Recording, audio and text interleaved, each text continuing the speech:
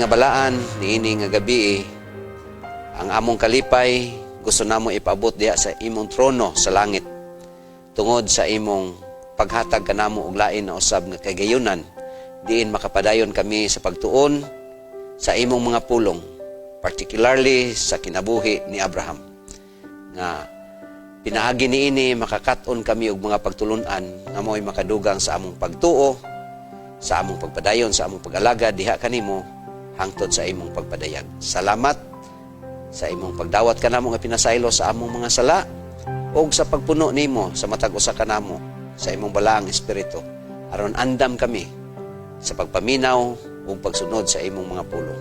Kay kini among giampo sa ngalan ni Hesus nga among manluwas. Amen.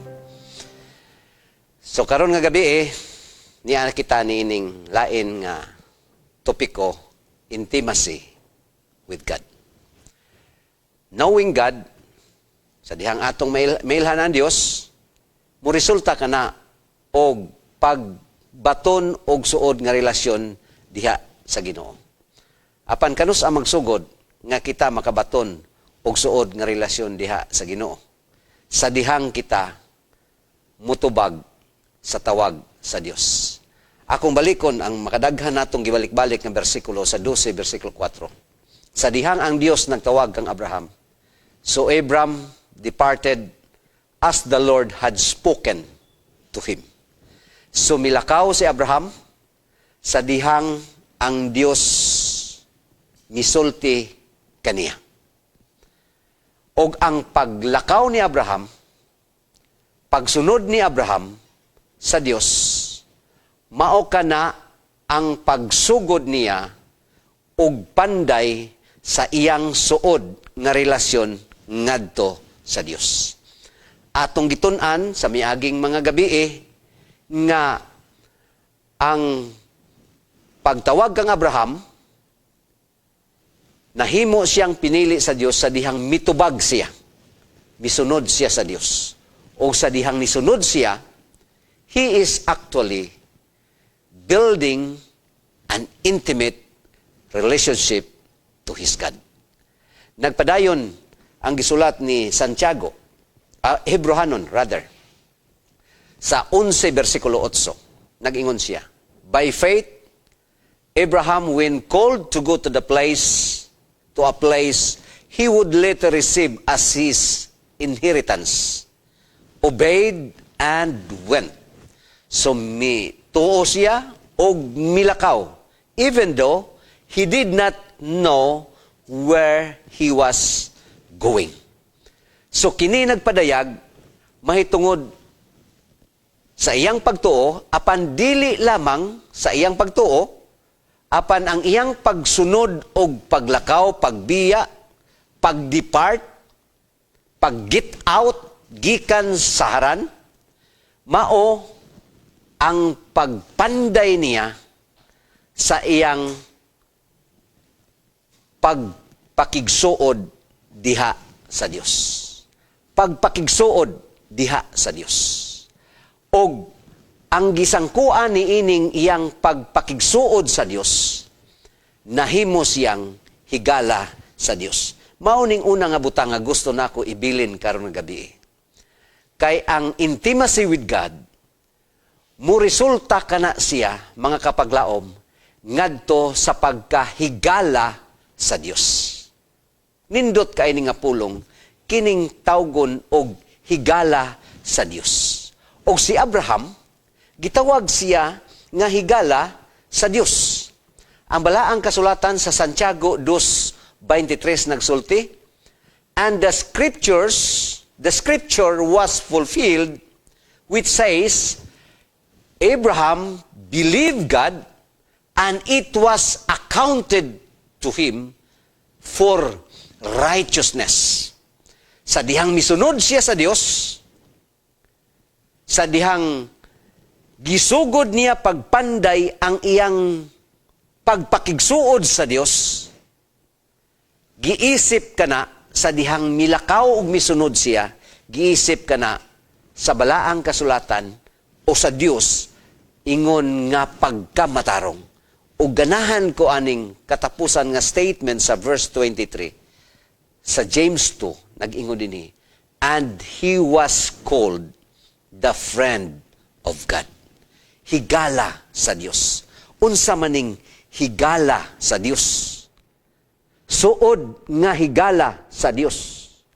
Sa dihang misunod siya, hinay-hinay, naka-establish siya og relasyon ngadto sa Dios, nga gitawag siya sa mga magsusulat sa Biblia, nga higala sa Dios. Suod sa Dios. Higala sa Dios. Amigo sa Dios. Ang Isaiah, si manalag na Isaiah, nagsulti sad mahitungod kang Abraham. Sa 41, versikulo 8, but you, Israel, are my servant. So it refers to the whole Israelite. And Jacob, whom I have chosen, the descendants of Abraham, my friend. Sa ato pa kining mga tawhana, ang Israel nga kaliwat ni Jacob, iyang gipili, nga mga kaliwat ni Abraham, ingon nga iyang higala. So, mao kini ang mga tao nga kaliwat sa iyang higala nga si Abraham. Sa ato pa, sa diha di ay mupanday kita og suod nga relasyon ngadto sa uban, ang sangputan ni anang tanan mao nga mahimo tang higala ni anang tawhana. Og mauni ang gihimo sa Dios. Pero kung atong tan-awon ang balaang kasulatan, ang Ginoo biya ang nangitag pamaagi aron nga mahimo silang higala ni Abraham. Apan dili pud sila mahimong higala ni Abraham kung si Abraham wala mitubag sa pagtawag sa Dios kaniya. Sa dihang misunod siya, nahimo siyang higala sa Dios. Friend of God. Abraham, my friend. Pagkanindot ng angkunon ta nga higala sa Dios. Mahinungdanon kaayo kana nga butang mga kaigsuunan. Nga mahimo tang higala sa Dios. Unsa maning higala sa Dios. Si manalag na Ellen White, nagsulti siya sa iyang sinulat. Patriarchs and Prophets, 139. God conferred great honor upon Abraham. Angels of heaven walk and talk with him as friend with friend. Meaning, ang Diyos nga nahimong higala ni Abraham tungod sa iyang pagpakigsuod sa Diyos, nagdala usab kini ngadto sa pagpakighigala ni Abraham sa mga alagad sa Diyos nga mao ang mga manulunda. Si Ellen White nagsulti nga, angels of heaven walk and talk. Kung atong tanawon ang balaang kasulatan, mga kapaglaom, sa makadaghan atong makita nga si Abraham nakigsulti og mga manulunda sa Dios. Sa diyang sugoon sa Dios ang iyang mga manulunda. Og dunay mga panahon nga si Ginoong Hesus mismo mao'y makigsulti kang Abraham. Apan sa makadaghang higayon, si Ginoong Hesus magsugo sa iyang mga manulunda. Mao nga nag-ingon si Ellen White, sa makadaghan siya milakaw kauban sa manulunda sa Dios. Makadaghan siya nga nakigsulti sa mga manulunda sa Dios tungod kay iyang higala ang mga manulunda sa Dios. As friend with friend. Mauna ang nindot nga kinabuhi ni Abraham, mga kapaglaom. Gani nagpadayon si Ellen White sa 129. All were eagerly watching to see that what Abraham would do, as trouble after trouble came upon him. So meaning to say, all were eagerly watching to see what Abraham would do. Kinsa maning mga tawana nga eager nga nagtanaw sa kang Abraham. Mauning mga tao, mga higala niya, diha sa palibot. So, ang tao nga higala sa Dios, mahimo siyang higala sa mga manulunda, ug mahimo siyang higala sa mga tao sa iyang palibot. Maunay na kanindot, mga kapaglaom. Kay kung atong higala ang Dios, higala nato ang mga manulunda, higala sad nato ang mga tao sa atong palibot. Tungod kay una sa tanan, higala nato ang Dios. O kining iyang mga higala, nag-ingon si Ellen White, kanunay ilang ginatanaw kung unsay himuon ni Abraham, as trouble after trouble came upon him. Kay dunay mga problema nga iyang masagubang sa matag adlaw sa iyang pagpuyo dito sa Kanaan. Dunay daghang mga pagsulay nga iyang magian. Dunay daghang mga tentasyon nga iyang magian. Trouble after trouble, apan ilang gibantayan. So long, mauning gingon ni Ellen White, so long as his confidence appeared unshaken, ang iyang pagsalig dili matarog diha sa Ginoo, tungod kay ang Ginoo mao yang higala. They felt that there was hope. Dunay kanunay paglaom, and they were assured that God was his friend. Kana bang statement nga, awa gina siya problema kay amigo man sa Ginoo. Dito sa amo, doon ako'y uyuan nga naman mi sa uma sa Basakan. Nahitabo tong panahon nga kada kanang instead nga tanuman ang Basakan, gitawag na dito og direct sa pinulungan nga diha sa amoa, gitawag siya direct. Direct meaning, gikan paghuman nimong humol sa imong binhi, imo nang idiretso og sabwag, pahubsa nimong Basakan, nga mamala siya, niya isabwag nimo nga nipis lang, maunay direct. Dili na itanom, diretso na to siya. Ang problema, kung mag-direct ka, human nimong sabwag, ulanon. Kaya nga naman, kung muulan gani, posible nga dili mo gawas kung matubigan ang Basakan, dili dayon mo gawas og magsigig ulan. So mga matay ang ubang similya. Pero dunay uyuan nako dito nga ingon ang mga iyang igagaw sa palibot. Ingon siya kaning si Manong, di lang nako i-mention ang ngalan. Amigo ni sila sa Ginoo. Kay kung kita'y mag-direct, pagkahapon ulanon, pagkaugma ulanon, pila ka adlaw ulanon, pero og siya'y mag-direct, walay ulan hangtod sa pila ka adlaw, tulo ka adlaw, maunang dili kay magproblema, dili daghan ang punaon. Ang ilang term, amigo na sila sa Ginoo. Kini si Abraham, mauni observation sa mga tao dito siyang palibot. Ingon sila, they were assured that God was his friend. Amigo niya ang Diyos. Kung amigo gani, dunanay pinagsamahan o sa Tagalog pa. Unsa man na sa Cebuano, dunay pinagsamahan. Dunay one thing in common ana nila kung higala na sila. Inumdum ko sa akong amigo. Na usa ka panahon ni ana, nag-Bible worker man ni siya. Usa ka panahon, diha dapit sa tukuran. Nilakaw siya sa dalan.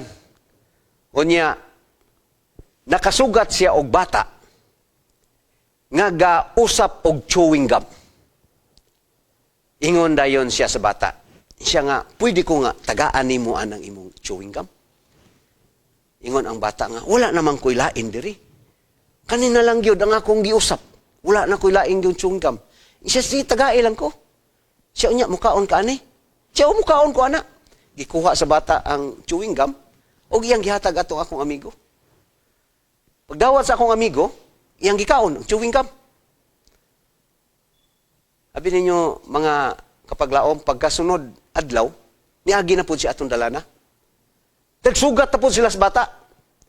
Pero at this time, siya na po'y usap og chewing gum. Unya, pagsugat nila sa bata, ingon dayon siya nga, nakay chewing gum? Pangutanan niyang bata. Siya, wala. Ako na ako'y chewing gum. Mukaon ka? Siya, pero wala na po'y lain. Kanira po na akong giusap. Mukaon ka ni. Ingon ang bata, gikuha niyang chewing gum, gihatag sa bata, gikaon po sa bata. Nganong di mamukaon ang bata, nga huna-una sa bata, ikaon gani niya tong akong giusap sa una, kaon po gani iyang giusap. O inig-agi niya dito, muingon dayon tong bata, kakita mo anang tawhana? Amigo kayo mi anak? Kana-kana katang tawhana? Amigo gyud kayo mi anak? Nganong nag-ingon ang bata nga, amigo kay sila, kay naa sila'y pinagsamahan. Wa ko gaingon nga, sundo na to ni, kaya di manimayo. Pero buta ko ipasabot nga, dunay butang nga atong gihimo, nga mahimo natong suod ka ng tawhana. O si Abraham, ang butang nga iyang gihimo, aron mahimo silang higala sa Dios. Iyang gisunod og unsay gitawag o gimando sa Dios sa iyang kinabuhi. Milakaw siya og miadto siya, matod pa sa Hebrehanon, sa dapit nga wala gani siya may balog asa ng dapita. Og tungod niini, gitawag siya og higala sa Dios. Siya higala sa Dios. Mga igsoon, gikinahanglan nato nga mo establisar kita og suod nga relasyon ngadto sa Dios. Unsaon nato sama kang Abraham? Musunod kita kaniya. Kung unsay isugo sa Dios kanato, ato siyang sundon. Kay maunay makahatod kanato ngadto sa suod nga relasyon, hangtod nga kita tawgon sa Dios nga iyang higala. Ikaduha nga punto. Commune with God. Ang pakigsulti sa Dios sa tanang panahon. Talk and listen to God. Kinahanglan makig-istorya ta ug maminaw sad ta sa Dios. Mahinungdanon nga butang. Ug maunay imong makita dinhi sa balaang kasulatan sa kasinatian ni Abraham. Dili lang siya nakigsulti sa Dios, apan siya usab maminaw sa Dios. Sa ato pa, si Abraham maminaw samtang ang Dios makikistorya kaniya. Kay ang Ginoo mupakita kaniya naong ug naong. Sa makadaghan nga nahitabo, ang balaang kasulatan nagsulti, and the Lord appeared to Abraham. Ang Dios nakikita kaniya. Nag-ingon ng 18:1, then the Lord appeared to him by the terebinth trees of Mamre, as he was sitting in the tent door in the heat of the day. Sa ato pa, dili ni siya nahitabo sa usalang kabises. Apan sa makadaghan kini, nga samtang naa si Abraham, ang Ginoo mupadayag ug mapakita kaniya. Nga makigsulti kaniya. Og siya maminaw sa Dios. Genesis 18:2 nagpadayon. So he lifted his eyes and looked, and behold, 3 men were standing by him. And when he saw them, he ran from the tent door to meet them and bowed himself to the ground. Siya miyukbo at ubangan niining mga tawhana tungod kay kini mao si Ginoong Hesus ug ang iyang mga manulunda. Mauning panahon nga si Abraham nakigsulti kang Ginoong Hesus. Mauning panahon nga si Abraham nakigsulti sa mga manulunda, kauban ni Ginoong Hesus. Sa paghangyo nga kung mahimo spare sa Dios ang dautan nga syudad sa Sodoma o Gomora. Og siya nakigistorya sa Dios. Sa tibuok niyang kinabuhi. Human siya gitawag sa Dios gikan sa haran. Sa matag karon ug niya, siya makigistorya og maminaw sa iyang Dios. Maunay mahinungdanon nga butang, mga kaigsuonan. Nga ikaw maminaw aron ikaw makakat-on kung unsa ang kabubuton sa Dios sa imong kinabuhi. Mauna ang suod nga higala sa Dios. Kung ato na ganing higala ang usa ka tawo, ganahan tang makigsulti kaniya. Kung higala nato ang usa ka tawo, ganahan ta nga maminaw kaniya. Maunay mahitabo kung atong higala ang usa ka tawo.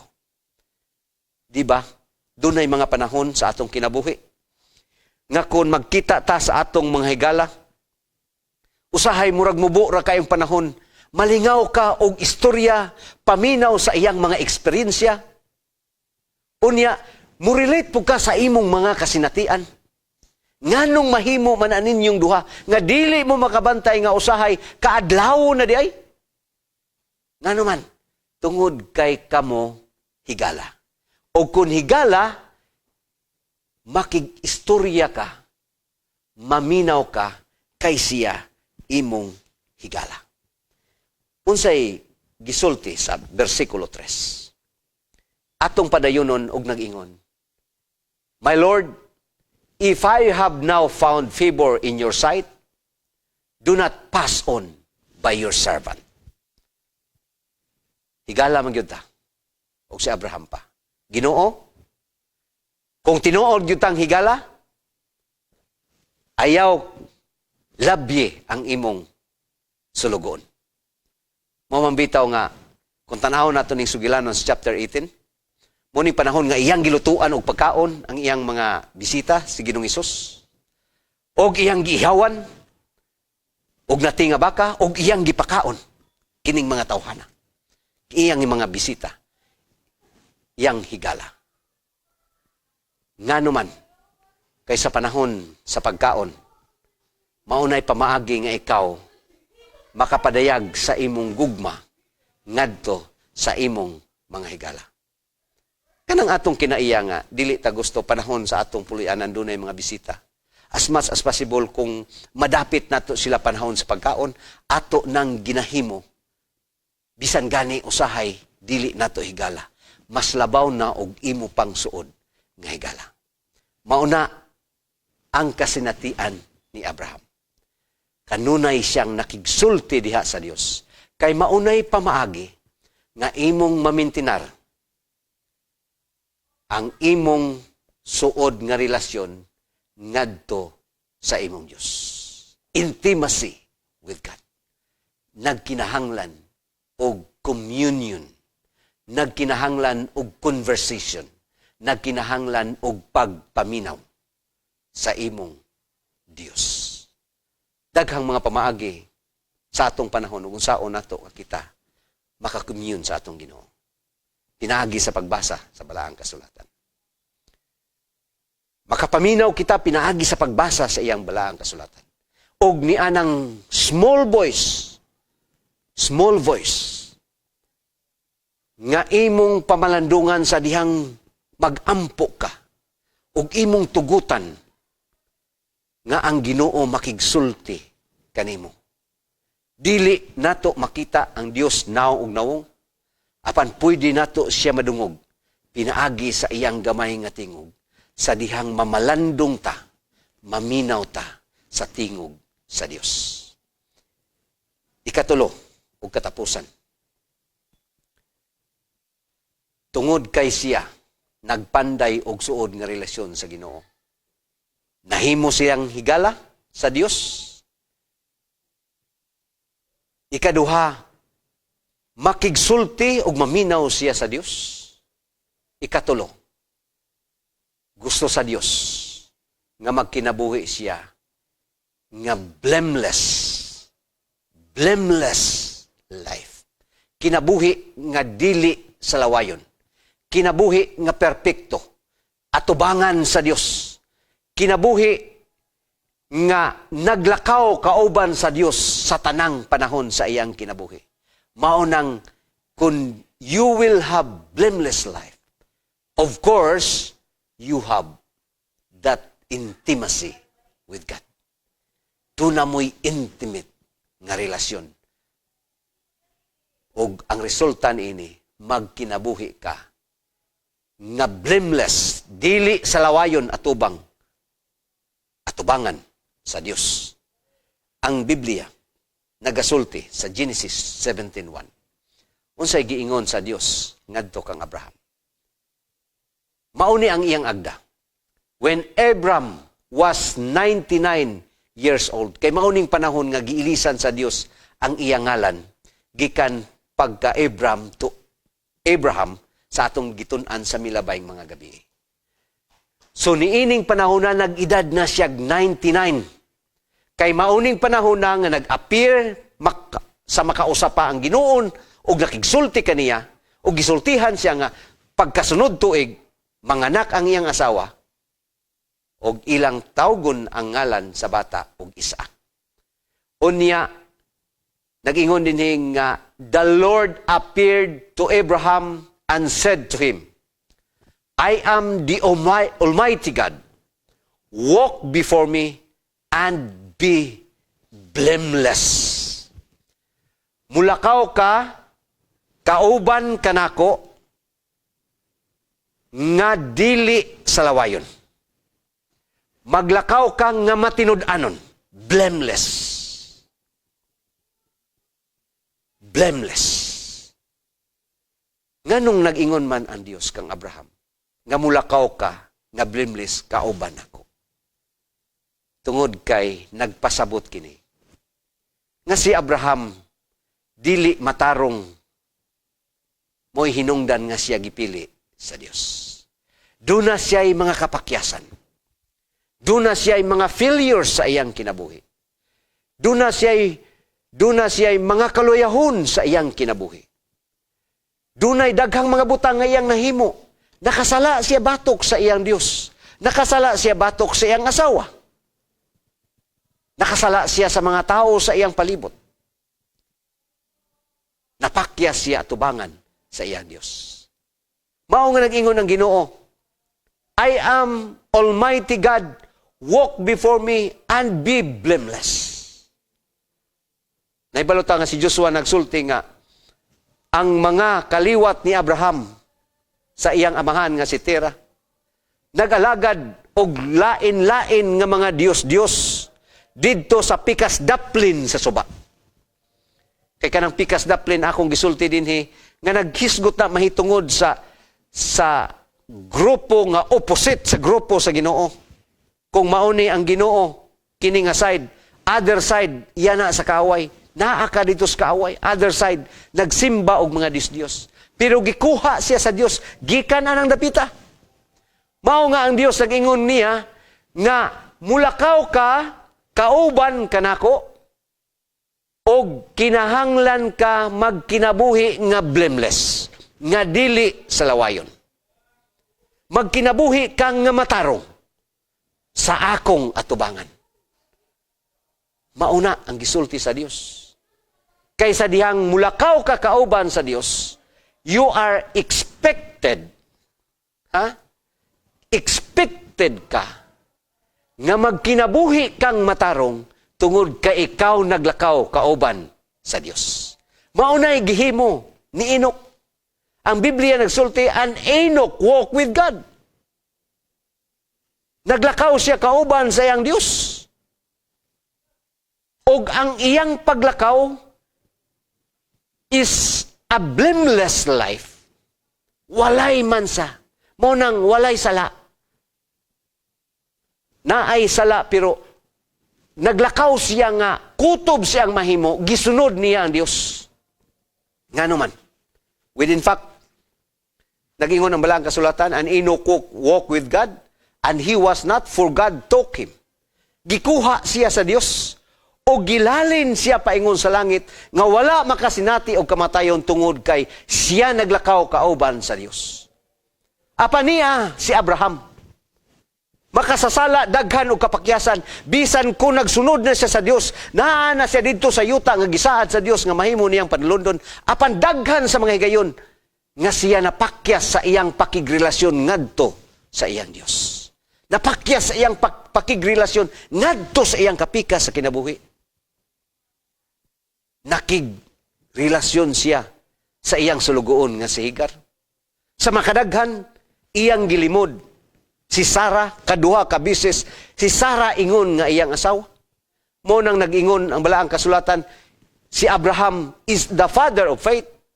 Apan, nahimo siyang walay pagtuo, duha kay gayon, tali sa iyang asawa, nga iyang giangkon, nga iyang igsoon. Ang Ginoo nagdapit kaniya, you have to walk with me blameless. Blameless.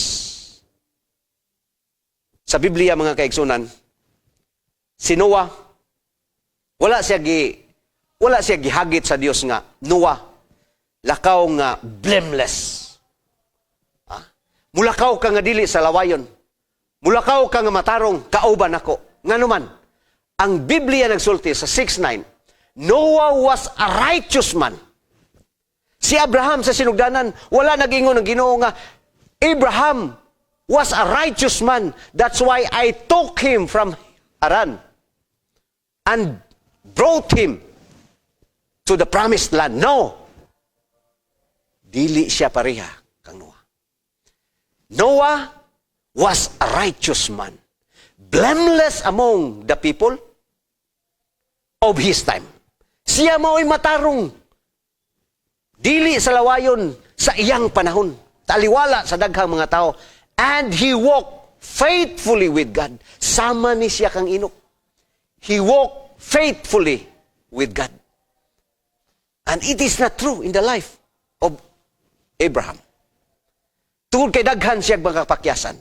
That's why God said to him, Abraham, walk before me and live a blameless life.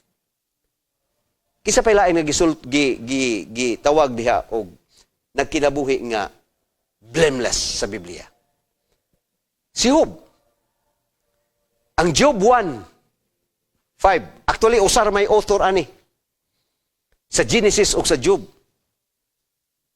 Sa Job, nag-ingon si Moses, in the land of Uz, there lived a man whose name was Job. This man was blameless and upright. He feared God and shunned evil. Naningkamot siya nga iyang kanang mupalayo siya gikan sa dautan. Iyang gipanangkamutan nga dili siya magpakasala. Og ang Ginoo nagsulti nga kining tawhana is blameless and upright. And he feared God. Og nagdumili sa paghimo og dautan. Mao na si Job, blameless. Wala siya giingnan sa Dios nga, Job, tawgon ta ka og magkinabuhi ka nga blameless. No. Tungod kay si Job, nagpuyo nga matarong, upright, mahinadlokon sa Dios, blameless sa iyang panahon. Apan si Joshua, si Abraham, lahi. Nakita sa Dios ang iyang makapakyasan. Apan, gitawag siya righteous at the same time. Tungod kay sa hinay-hinay, iyang na-establisar ang iyang relasyon ngadto sa iyang Dios. Sa akong gisulti, wala niya putla ang iyang relasyon ngadto sa Ginoo. He has that relentless connection sa atong pagtuon sa milabayng mga gabi. Relentless connection. Wala maputol nga relasyon diha sa Ginoo. Taliwala sa iyang makapakyasan. Kana manggong pagpakigrelasyon mga kaigsuunan, wala na but pasabot nga sa dihang napakyas ka makausa, imo nang giputol ang imong relasyon. Pareha na sa atong relasyon ngadto sa atong mga asawa.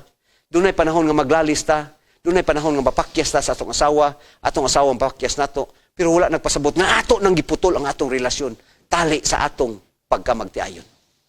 Mauni sa mga kapakyasan ni Abraham. Apan na nakanindot tungod kay nakita sa Ginoo nga siya usa ka tawo nga may nulsulon. Mao nga giimbitar siya sa Ginoo nga maghimo og commitment sa iyang kinabuhi. To walk before me, ingon ang Ginoo. Walk before me and live a life nga dili sa lawayon, blameless sa imong kinabuhi sa tanang panahon. O makita nato si Abraham. The rest of his life. Kung unsa siya, kamatinud-anon, tungod kay nakabaton siya suod nga relasyon sa iyang Ginoo. Nahigala siya sa Dios. Makigsulti siya sa Dios sa tanang panahon. Aron dili siya mawala sa pagsunod sa iyang Dios. O iyang gipamatud-an sa iyang kinabuhi. Nga magkinabuhi siyang blameless. Sama kang Noe. Sama kang Job. Labaw sa tanan, magkinabuhi siya nga blameless ug matarong. Sama sa Dios nga iyang gilagaran. Niining taknaa, mga kaigsunan. Ako nagrapit sa matag usa. Nasama kang Abraham. Atong sundon ang Dios. Sa dihang ato siyang nailhan. O gusto pa nato siyang mailhan sa dugang. Makigsuod ta kang Ginoong Hesus. Makigigalat ta kang Ginoong Hesus. Makigsulti ta sa Ginoo sa tanang panahon. Ug magkinabuhi ta nga dili sa lawayon sa iyang atubangan. Magpabilin sa atong pagtuo kay mobalik si Ginoong Hesus sa dili madugay. Alang kanimo, alang kanako. Ug magkita ta kauban sa atong mga heroes of faith diha sa balaang kasulatan didto sa puloy-anan sa Dios sa wala na'y katapusan. Ang Ginoo magpanalangin. Akong gidapit ang tanan pinaagi sa pagampo. Amahan nga balaan. Daghan kayong salamat sa laing higayon nga imong gihatag kanamo. Nakapaminaw kami sa kasinatian ni Abraham. Nga sa dihang iyang nailhan ang Dios.